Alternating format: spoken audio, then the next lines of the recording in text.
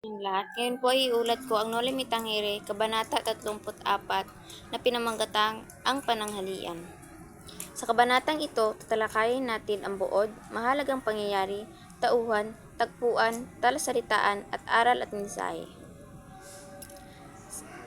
Tatalakayin muna natin ang buod sa kabanatang ito. Sa araw na iyon ay inaasahang darating ang general at tutuloy sa bahay ni Kapitan Tiago. Kaya't nagkaroon ng panangalian kasama ang mga kilang tao sa San Diego. Si Ibarra at Alcalde Mayor ay magkatapat na nakaupo sa magkabilang dulo ng hapagkainan. Kasama rin sa sina Maria Clara, Kapitan Tiago, mga kapitan ng bayan, mga pari, mga kawani ng pamalaan at mga kaibigan ni Maria Clara at Ibarra. Habang nagaganap ang pananghalian, napansin ng lahat ang hindi pagdating ni Padre Damaso.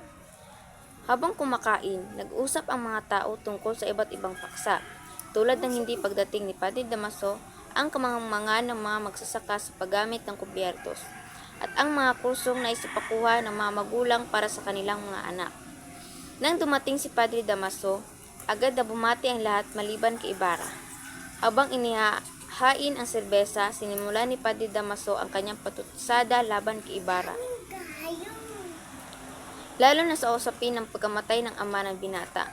Tila sinasadya ng pari na galitin si Ibarra kaya't umabot sa puntong muntik nang saksakin Ibarra si Padre Damaso.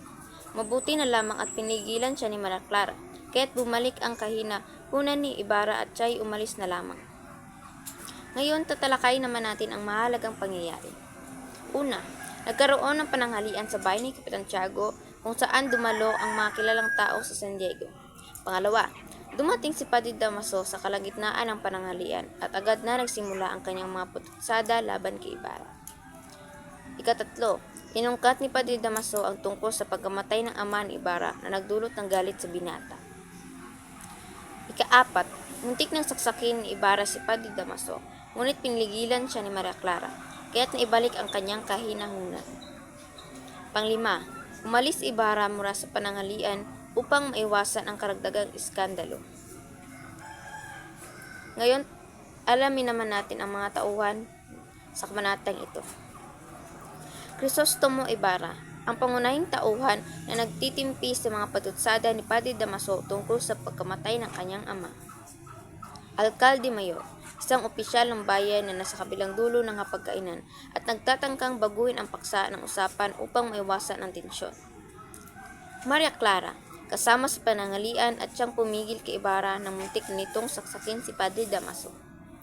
Kapitan Tiago, siya ang nag-organisa ng tanghalian.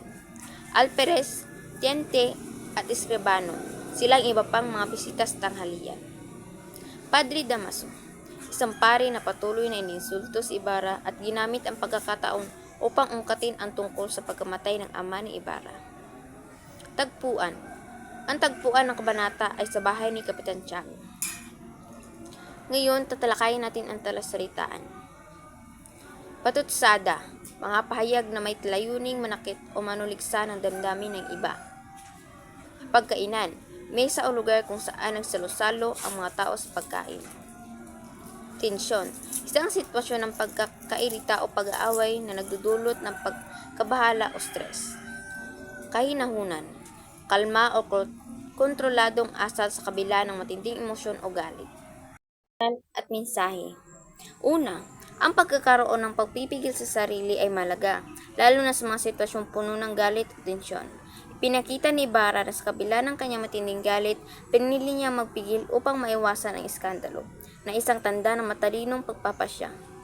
Pangalawa, ang mapanirang salita ay may kakayahang magdulot ng malalim na sugat sa damdamin ng iba.